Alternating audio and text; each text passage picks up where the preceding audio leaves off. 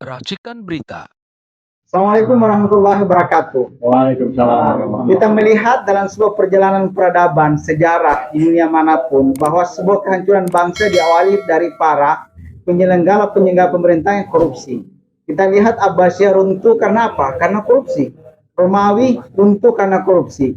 Bahkan VOC yang pernah menjajah negeri kita juga yang punya ratusan golden kekayaan begitu juga runtuh karena korupsi. Kita melihat era-era masuk bangsa kita juga carut marut di negeri sekarang ini seharusnya mengambil hikmah dari perjalanan sejarah di masa lalu bahwa runtuhnya sebuah peradaban karena korupsi gitu. Agar bangsa kita tidak runtuh yang sebagaimana dikatakan oleh Pak Prabowo 2030 Indonesia potensi runtuh. Artinya Pak Prabowo sudah kasih kode 2030 bangsa kita runtuh kalau korupsi enggak dihabisi. Oleh sebab itu koruptor harus dihabisi. Dan ini kita harus kasih target oleh pemerintah sekarang bahwa korupsi ini harus dihabisi sebelum masuk 2027. Kalau lewat dari 2007 maka bangsa negara ini potensi seperti bangsa-bangsa masa lalu yang sudah dicatat dalam sejarah tumbang karena korupsi. Bahwa kita akui Pak, bukan karena invasi sebuah bangsa itu runtuh semata, tapi korupsi. Karena pertahanan internal sebuah bangsa itu Pak lemah karena sebuah korupsi. Makanya kalau pertahanan ini kita kuat dibentengi oleh namanya benteng anti korupsi, negara manapun juga Pak tidak akan mudah menginvasi. Ini seorang militer loh Pak, pasti memahami. Betul Pak. Betul. Pak, pesawat, kapal, senjata dan sebagainya Pak. Kalau dikorupsi energinya bisa jalan nggak? Macet. Di dalam peradaban dunia manapun Pak, sebuah negara menginvasi negara lain karena apa? Energi kan? Energi. Dunia berhenti ini, kekuatan negara semua berhenti karena apa? Energi. Energi berkurang. Mungkin kasih tambahan lagi Pak Jenderal, apa yang bisa kita tambahkan ini? Terima kasih. Ya, buat generasi muda, penerus kita yang tua-tua. Ya, ini harus kita periksa ya. Kekurangan-kekurangan kita. Jangan tabu kalau dikritik. Betul. Ya, jangan seperti pemerintahan sebelumnya ini. Kalau dikritik orang ditangkap. Korbanin kita. Nggak boleh gitu ya nggak. Kalau dikritik terima. Ya, berarti jangan berbohong. Ya, saran kami terima, langsung dikotakan. Nggak pernah dibahas. Mudah-mudahan saya berkeyakinan Pak Prabowo tidak demikian. Ya, ada bukti udah sekarang. Setuju? Setuju. Nah, oleh sebab itu kita harus sepakat dulu. Ini para koruptor ini, kalau di Korea kan langsung dikasih buaya. Oh iya. Ya benar. Kalau di Cina langsung tembak. Kenapa di sini malah dikasih remisi? Pak Setia Novanto. Ya. Pak Setia Novanto. Ya. Remisinya lebih dari setengah. Ya. Gila lah. Ini yang nggak boleh ya kan? Nah, mudah-mudahan yang ke depan tidak boleh demikian lagi. Berapa banyak ini uang rakyat? Itu kan uang rakyat. Betul. Nah, jadi kita percayakan. Ini kan kita masih percaya nih sama DPR ini, ya kan ya? Coba anak muda bagaimana? Menurut pandangan anak muda nih. Kayak begini, Setia Novanto itu nggak seberapa korupsinya. Serius. Saya masih ketawa kalau sebut Setia Novanto. Dia cuma korupsi 2 T, Pak. Ini ada yang korupsi di sektor energi Pak, 1.000 triliun. 1.000 triliun. Energi loh Pak. Pertamina loh. Kalau dikorupsi energi kita Pak, sama halnya dia menghina negara ini Pak. Bikin mati rakyat. Betul. Rakyat masih bisa lapar lah Pak, makan di ladang. Tapi kalau energi korupsi, memang pesawat-pesawat kita bisa terbang nanti. Angkatan laut kita bisa mempertahankan negara ini kalau dikorupsi energinya. Makanya jangan heran kemarin Pak, Angkatan Laut tak bisa bayar utang untuk bayar minyak. Kenapa? Udah dikorupsi kok sama Ridwan Khalid. Iya. Gitu. Ya, mahal lagi harganya. Mahal lagi. Ini gila. Jadi orang jangan melihat dari segi satu skema dalam korupsi ini, Pak. Lihat sebuah pertahanan semesta. Lihat sebuah pertahanan negara. Lihat sebuah bagaimana negara ini akan membendung pertahanan ketika ada invasi dari luar negeri. Kenapa? Inilah korupsi yang bahaya. Jadi bagi saya, Pak, koruptor itu, Pak, apalagi di sektor energi, itu udah pengkhianat negara. Itu lebih sadis dibandingkan OPM loh Pak. Lebih sadis dibandingkan GAM loh Pak. Betul. Kalau GAM sama OPM itu hanya membunuh individu-individu. Tapi kalau koruptor di sektor energi Pak, membunuh 280 juta negara ini. Dan merusak kedaulatan wilayah. Itu yang harus kita jaga. Kita jaga. Seharusnya militer tentara itu sudah pasang tank di depan rumah-rumah koruptor itu untuk ditangkap. Seharusnya bagi saya seperti itu, Bos. Gitu. Pak Prabowo itu sudah sejauh itu tidak berpikir 2030 akan hancur. Artinya apa? Bukan invasi akan menghancurkan negara kita, tetapi proses pengkhianatan dalam negeri dan korupsi ini. Jadi para pengkhianat koruptor harus ditindak ya. Oh, ditindak. Bagi saya ini adalah sudah darurat militer. Harusnya ya. Harusnya bukan lagi darurat biasa-biasa saja. Ini udah darurat militer loh. Baru kalau hari ini saya dibilang provokator, bagi saya tidak. Ini adalah mendukung visi Pak Prabowo. Ini sudah harus masuk darurat militer koruptor. Militer yang harus turun menangkap mereka, Pak. Diseret di jalan-jalan para koruptor ini. Kalau kemarin baru darurat rakyat. Sekarang kita dukung militer ambil alih ini, Pak. Kalau tidak koruptor yang dibiarkan, Pak, yakin dan percaya, militer kita akan dilemahkan oleh mereka-mereka, Pak. Bagi saya, Pak, pertahanan itu nomor satu loh, Pak. Romawi bisa bertahan berwindu-windu lamanya. Kenapa? Militernya kuat kok. Betul. Rusia bisa bertahan karena militer kok. Amerika bisa bertahan militer kok. Kenapa dia kuat? Kenapa? Karena energinya Pak. Amerika energinya bisa bertahan sampai berapa tahun ke depan. Kita energi kita, Pak, cuma 2 minggu, Pak. Kita diinvasi, Pak. Pesawat-pesawat kita udah nggak bisa terbang, Pak. Energi kita udah dihabisi. Singapura saja energinya lebih banyak dibanding Jadi kita. kalau gitu, kita perang dengan koruptor ya. Kita perang. Ini sudah darurat perang. Bagi saya, ini perang, Bos. Ini perang, Dari Pak. segala lini nih ya. Dari segala ini perang, serius. Pak Prabowo jangan dibiarkan sendiri perang. Jangan Nggak dibiarkan boleh, sendiri ya, perang. nggak boleh. Mahasiswa dan pemuda kalau cuma santai-santai saja tuntutannya masalah SPP naik, aduh kecil, Bos. Bahan pokok naik kecil, serius. Kalian tuh cuma mikirin perut. Ini kita sudah tidak kelas memikirkan perut kita semata, Pak. Tapi ini sudah naik kelas lebih tinggi lagi. Ini menyangkut keselamatan bangsa dan negara kita. Romawi bisa runtuh, Persia bisa runtuh, negara-negara besar bisa runtuh karena terjadi proses pengkhianatan dalam negara itu sendiri, yaitu para koruptor. Kita lihat negara-negara besar sekarang sedang menimbun energi. Energi ditimbun, persiapan untuk menghadapi geopolitik dunia yang panas. Kalau kita tidak siap menghadapi geopolitik panas, kita belum perang sudah runtuh. Maka dari itu, pertahankan, tangkap semua koruptor, kembalikan uang koruptor itu untuk menimbun energi ini sehingga militer kita demi kedaulatan rakyat. Demi kedaulatan rakyat. Karena energi ini menyangkut sampai ke dapur. Bagi saya ini segera kita lakukan. Pertahanan. Maka dari itu, coba kita berikan pandang, Pak. Motivasi anak-anak muda, Pak. Silakan. Bakar anak muda, Pak. Bapak saja udah sepuh di sini, masih mau bergerak, Pak. Bakar mereka, Pak. Seret mereka dari kampus-kampus. Seret mereka dari kos-kosan, Pak. Untuk membesarkan negara. Gitu. Bapak saya yang sudah sepuh kayak gini, Pak, masih semangat. Seret anak-anak muda ini. Kalau tidak, Pak, yakin dan percaya mereka jadi jongos-jongos masa depan negeri ini. Gas, Pak. Nah, pengalaman. Semangat. Sebenarnya buat kami yang tua-tua ini, ya katakanlah seperti beliau pensiunan jenderal, saya pensiunan PNS. enggak, saya swasta. Ya. Apa kenyataannya? Pada saat ini mahasiswa itu tidak bisa berbuat apapun.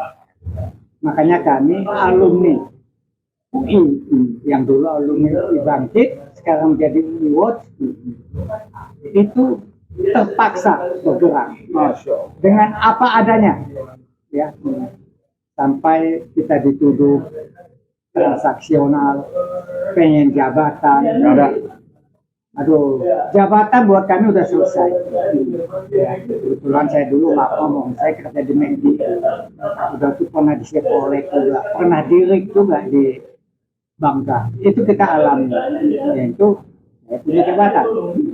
Buat kami dunia ini udah selesai, tapi secara moral kita punya tanggung jawab buat anak cucu kita Dan negara kita. buat negara kita. Wilayah kita sudah terjual, tergadaikan. Itu negara, barang-barang yang ada di hasil bumi, hasil mineral, hasil tambang, kita ini nggak ada apa-apanya. Yang nikmat itu Siapa? konglomerat. Ya, kita ini jadi budak. Sekarang saya pun kerja pada saat itu di perusahaan ini bukan perusahaan nasional. Saya rasa waduh, kita cuma jadi budak. Rasa benar jadi budak. Apalagi yang namanya UMR.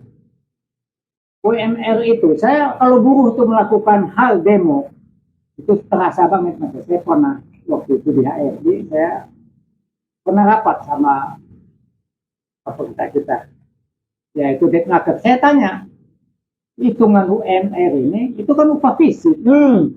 Urusannya cuma mulut dari ke perut, dan itu urusan cuma seminggu. Selesai. Setelah itu kita utang-utang mereka. Saya tanya, ini bagaimana ke UMR ini untuk seminggu aja udah habis. Rupanya, ini semua permainan. Jadi titipan-titipan dari pengusaha. Pengusaha itu di Indonesia itu umumnya, maaf ngomong nih, Chinese. Yang dari Apindo, katakan itu, saya pernah rapat sama mereka, saya pernah diutus oleh perusahaan saya untuk rapat. Apa yang mereka lakukan? Aduh, hitungan itu cuman makannya apa nasi, hitungannya upah fisik ya. Makanya terjadinya tuh nasi pagi, siang telur, malam telur. Hitung aja. Itu untuk sendiri, tidak untuk keluarga. Makanya dibilang upah fisik. Nah, jadi pemerintah sendiri juga setengah hati untuk membantu para buruhnya. Padahal buruh itu adalah aset dari perusahaan, partner dari perusahaan. Tapi kenyataannya UMR itu diatur sedemikian rupa sehingga yang tadinya setelah digodok oleh oleh Depnaker itu kan harus dikasih ke DPR. Nah itu ada hitungannya. Titik koma ini harus hilang, angkanya juga itu diatur. Jadi Bapak maunya gimana? Saya maunya pemerintah itu justru membela kaum buruh. Buruh harus dibela, betul. Ya, kasihan. Makanya buruh kan demo terus. Karena nggak cukup. Seminggu dia udah habis duit. Oh jadi gaji sebulan hanya untuk seminggu? Seminggu. Dan itu buat pribadi gajinya itu. Ini yang namanya Gus Jamak nih. Nah, itu yang saya kok bisa begini ya pemerintah kita ya. Jadi yang semua seperti apa aja ASN itu Depnaker itu. Apalagi bagian pengupahan itu. Jadi budaknya Cina, jadi budaknya pengusaha. Bayangkan, dia bisa atur. Karena ditangkap pamennya kemarin. Pamennya ditangkap. Itu lain lagi masalahnya, itu bukan masalah pengupahan. Sekarang bagaimana nih menurut generasi muda? Saya rasa pengusaha tidak ada salahnya. Yang salahnya ini membuat regulasi. Regulasi. Pemerintahnya itu sendiri, Pak. Ya, kalau regulasinya nih, kalau bicara regulasi, mereka udah buat. Ya. Tapi tahu-tahu di kita komplit sama pengusaha. Ke pengusaha. Iya, di kita komplit. Kami cuma sanggupnya sekian. Kalau nggak usaha kami tutup atau kami diancam dia akan keluar negeri. Padahal sudah ada aturannya. Kalau perusahaan itu tidak sanggup membayar UMR saja, ya kasih surat kepada pemerintah. Loh, kami nggak sanggup karena kami lagi rugi. Nanti akan dinegosiasi kepada buruh. Kita nggak sanggup nih. Jadi maksud Bapak ini tadi tenaga kerja itu bisa memperlemah pertahanan negara. Betul. Gimana anak muda? Buktinya demo terus dari dulu buruh kan demo terus. Setiap ada kenaikan UMR dia demo terus. Jadi begini Pak, dalam sejarah itu demonstrasi itu tidak ada menghancurkan sebuah negara. Apalagi kelompok-kelompok anak muda ketika berpikir kritis tentang kondisi negara kita. Justru dalam konflik-konflik dunia itu Pak terjadinya sebuah kehancuran sebuah negara. Ada pertama itu adalah korupsi, pasti lemah. Ketika lemah maka akan terjadi benturan faksi. Yang kita takutkan itu terjadi benturan faksi antara orang yang pegang senjata. Ketika terjadi benturan, nah itu yang kita takutkan. Kita hindari. Makanya kita menghimbau jangan sampai yang faksi pegang senjata ini benturan. Ya. Itu dalam sejarah dunia Pak. Masing-masing kan udah punya tugas. Masing-masing tugas. Kalau itu dalam sejarah dunia Pak, itu semuanya runtuh peradaban dunia Pak. Karena faksi-faksi ini sudah punya kepentingan ini. Ini yang sedang dijaga sama Pak Prabowo. Kita harus dukung Pak Prabowo. Harus dukung Pak Prabowo. Iya. Jangan Kalau sampai saya bilang ya, itu pimpinannya harus diganti. Pimpinan apa nih? Baik polisi, baik panglima kita. Pak usul yang bagus juga nih. Ya, supaya diganti, supaya ada penjagaan. Ya. Karena udah kelewat lama. Overtime. Orang udah kelewat lama megang. Jenuh. Bisa lupa. Betul. Ya seperti kita lah yang tua-tua ini. Cuman untung aja ada HP itu, ada laptop. Ya kita nonton, gitu. Jadi emosi kita. akademisi, tapi kan kita sebagai akademisi harus berpikir jernih. Kita minta sama mahasiswa sama BEM. Setelah kita pernah ketemu BEM, kita pernah musyawarah, kita ini kalian kenapa dia? Itu sanksi. Ini alumni. Iya, Nah. kan ada sanksi. Kalau Iya. turun di luar kontrol, Oh. out. Jadi kita harus sadarkan juga anak-anak, beda demonstran, beda aktivis. Kalau sudah masuk level aktivis, sudah tidak mengenal sanksi. Itu kan hanya segelintir yang berani. Nah, Memang sekarang sekolah Pak murah. Hah? ya mahal. Nah, orang tua, saya jadi anak saya jadi aktivis. Udah biar ayah yang ganti. Kamu sekolah aja yang benar. Karena banyaknya mahal. Tapi aktivis-aktivis 1928 juga Pak, ancamannya lebih dahsyat loh Pak. Oh, iya. Hatta lebih dahsyat, Soekarno juga lebih Oh, dahsyat. Ya, Soekarno benar. masa sambil kuliah malah diancam Pak. Nah, Kalau zaman dulu, Agus Salim, nasionalisnya Tan kuat. Malaka, semuanya itu kan aktivis-aktivis 98. Sekarang tapi kita bicara sekarang ya. Ah. Akibat akumulasi daripada kejadian-kejadian itu, ya mahasiswa udah turun, udah sadar, mereka udah nggak takut. Akhirnya di UI sendiri, rektor tuh silahkan kalian turun, tapi kalian harus bersatu. Dia waktu pidato itu dia lepas tuh mahasiswa, udah mulai. Berarti terbangun karena kesadaran. Betul. Maka hari ini kita coba membangun kesadaran itu. Oke, sepakat. Sadar kita, Pak. Iya. Oke, sepakat. Iya, sepakat. Oke, terima kasih banyak. Kita dukung Presiden Prabowo. Veritas, Probitas, Justitia, keadilan, kejujuran, kebenaran.